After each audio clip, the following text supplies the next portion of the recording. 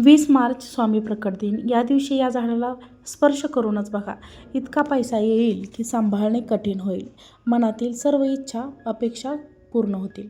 श्री स्वामी समर्थ प्रकट दिनाच्या दिवशी करा या झाडाला स्पर्श व मिळवा धनसंपत्ती आणि या देवांचा त्रिदेवांचा आशीर्वाद. श्री स्वामी समर्थ. नमस्कार मित्रांनो, स्वामी प्रकट दिनानिमित्त उद्या आहे म्हणजेच 20 मार्च 2026 रोजी स्वामी प्रकट दिनापर्यंत स्वामींना प्रसन्न करण्यासाठी खूप काही सेवा आपण करतो. स्वामी प्रकट दिनाच्या दिवशी दत्त तत्व 1000 पटीने कार्यरत असतं. त्यामुळे या दिवशी कोणतीही इच्छा स्वामींकडे मागितली तर स्वामी लगेच पूर्ण करतात.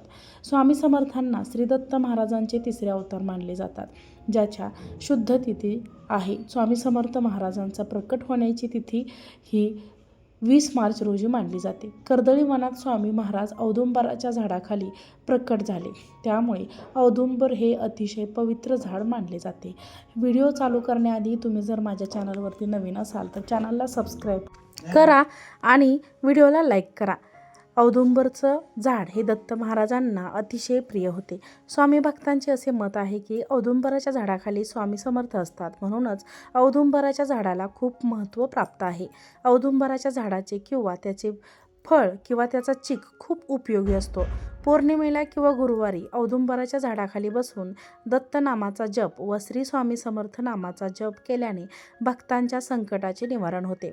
स्वामी प्रकट दिनाच्या दिवशी जर औदुंबराच्या झाडाला स्पर्श करून 108 प्रदक्षिणा घातल्या तर भक्तांना स्वामींची कृपा प्राप्त होते व झाडाला स्पर्श करून आपली इच्छा सांगितली तर ती नक्कीच पूर्ण होते. आवळ्याचे वृक्ष. वास्तुशास्त्रानुसार आवळ्याच्या झाडाखाली बसून भगवान दत्तात्रेय व स्वामी समर्थांनी उपासना केली होती, त्यामुळे आवळ्याच्या झाडालाही खूप महत्त्व आहे. आवळ्याच्या झाडाजवळ गेल्याने धनसंपत्ती आणि मानसिक शांती मिळते. घरासमोर आवळ्याचे झाड लावणे खूप शुभ असते. आवळ्याच्या झाडामुळे घरामध्ये सकारात्मक ऊर्जा येते. स्वामी समर्थ प्रकट दिनाच्या दिवशी आवळ्याच्या झाडाला स्पर्श केल्याने धनसंपत्ती मिळते व या झाडाला पाणी घातल्याने पुण्य प्राप्त होते. तुम्हाला जर भगवान दत्तात्रेय व स्वामी समर्थांचा सदैव आशीर्वाद हवा असेल तर मला कमेंटमध्ये श्री स्वामी समर्थ नक्की लिहा. आणि पिंपळाचे झाड. धार्मिक मान्यतेनुसार पिंपळाच्या झाडाला भगवान विष्णूंचे व भगवान दत्तात्रेयांचे प्रतीक मानले जाते. पिंपळाच्या झाडाची पूजा केल्यास पितृदोष शांती होतो आणि आर्थिक स्थिती सुधारते. जर आपले एखादे काम पूर्ण होत नसेल, अपूर्ण राहत असेल तर पिंपळाच्या झाडाखाली बसून भगवान दत्तात्रेय व भगवान विष्णूंना प्रार्थना करावी तर ते काम लगेच पूर्ण होते. स्वामी प्रकट दिनाच्या दिवशी पिंपळाच्या झाडाला स्पर्श केल्याने आपली मनोकामना लवकर पूर्ण होते व घरात लक्ष्मी स्थिर राहते. पिंपळाचे झाड हे भगवान विष्णू व महादेव आणि भगवान दत्तात्रेयांचे प्रतीक आहे, त्यामुळे या झाडाला स्वामी प्रकट दिनाच्या दिवशी स्पर्श केल्यास आर्थिक वृद्धी होते. पिंपळाच्या झाडाखाली बसून श्री स्वामी समर्थ व दत्तात्रेय भगवान यांचे नाव स्मरण करावे.